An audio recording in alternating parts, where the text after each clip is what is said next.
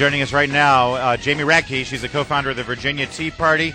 She was a major player in pushing the nomination for Ken Cuccinelli to be the next governor of the Commonwealth of Virginia. And Jamie Radtke, thanks for joining us. It looks like things aren't going well for the Attorney General. What's your take on the race? Well, it's always good to be with the two titans of talk radio in the morning. So thanks for having me on, guys.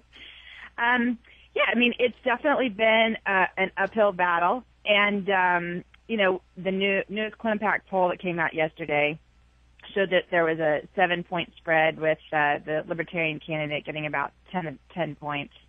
But, Ken, with what he's had, has done very well. I mean, McAuliffe has had a ton of money pouring into the campaign.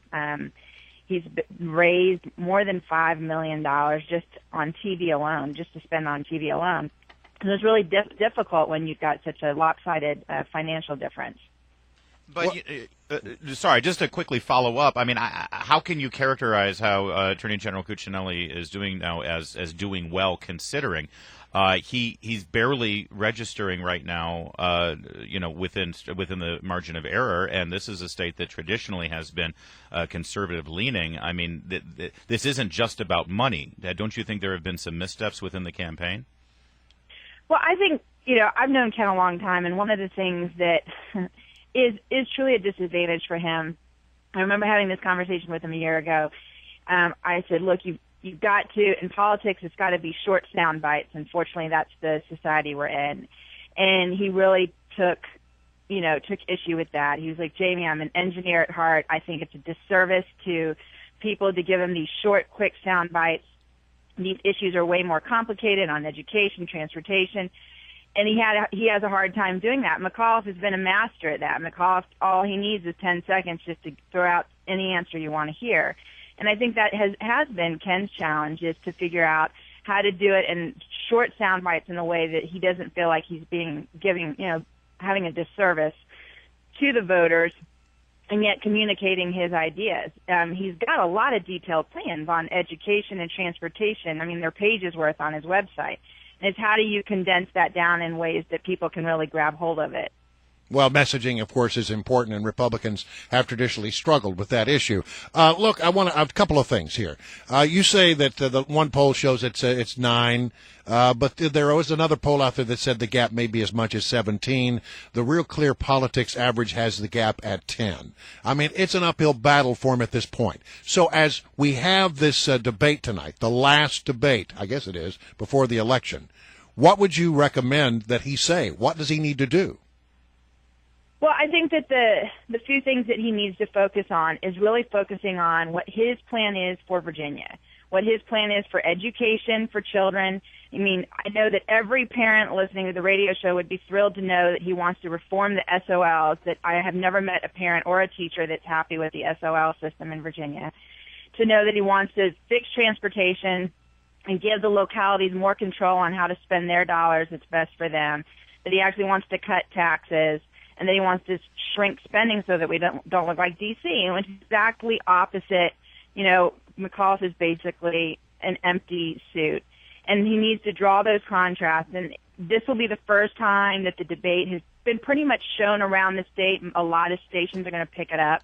So it'll be the first time that people get to see these candidates side by side, and you really see a huge contrast when you see Terry McAuliffe next to Ken Cuccinelli and see substance next to nothing. I mean, the guy wants to raise your taxes, unregulated abortions, he wants to kill coal and energy prices. I mean, he just basically wants to make us look like Washington, D.C. Here's the other question for you. Sarvis, if he weren't in the race, this might be pretty close to dead even, according to some folks as you look at it. Now, what would you say to those people out there who are frustrated with the way this campaign has gone? They're saying a pox on both of your houses. I just can't vote for either of these guys, so out of protest, I'm going to vote for Sarvis. What would you say to those voters? Well, I would say that we have never had a more libertarian candidate than Ken Cuccinelli. I mean, he is exactly where we are on many federal issues, on federalism itself. He was the first to fight against Obamacare and file a lawsuit. He's where we are on drones, on Libya, on foreign policy issues. He's been where we are on civil liberty issues, on with the drones, like I said before, on spending, which is the biggest issue with the libertarians, are the fiscal issues. He has been one to constantly shrink budgets and fight for smaller budgets. And so he really has been a candidate that has advocated for libertarian choices. We've got a number of libertarian chairmen that are backing Ken in this race. And, of course, Rand Paul and Ron Paul have both come out and endorsed and been campaigning on behalf of Ken because they know that we've never had a candidate running for governor that is this libertarian in Virginia.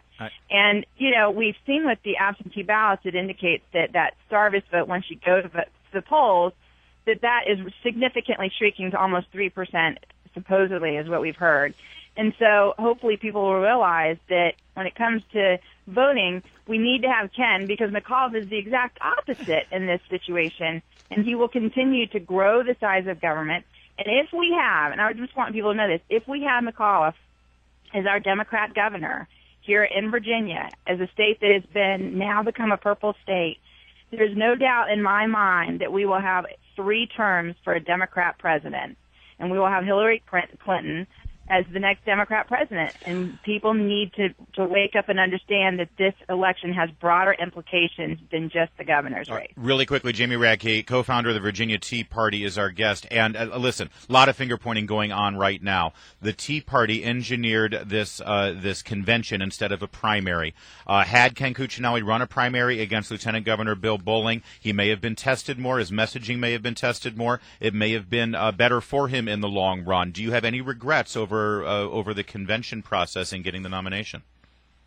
No. I mean, this is how it always works. The Republican Party always gets to determine primary versus convention. If anything, the problem has been that the establishment people like Bill Bolling have not been willing to play along the rules. He sat on the sidelines. He tried to keep his money on the sidelines. So you think Cuccinelli is suffering because Bill Bolling hasn't helped him enough?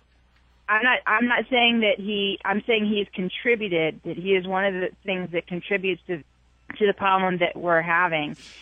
When their guy wins, like a Romney, we always come alongside and vote for the guy if we lose in the primary or lose in the convention. We always come and support the guy at the end of the general election. And what we've seen time and time again in this election, whether it was all the elections in the midterm in 2010, when their guys lose, they want to sit on the sidelines and try to make the Tea Party suffer. All right. So it seems to be a very one-way street as far as support. Wow. All right. Jamie Radtke, always good to have you. Thanks for joining us this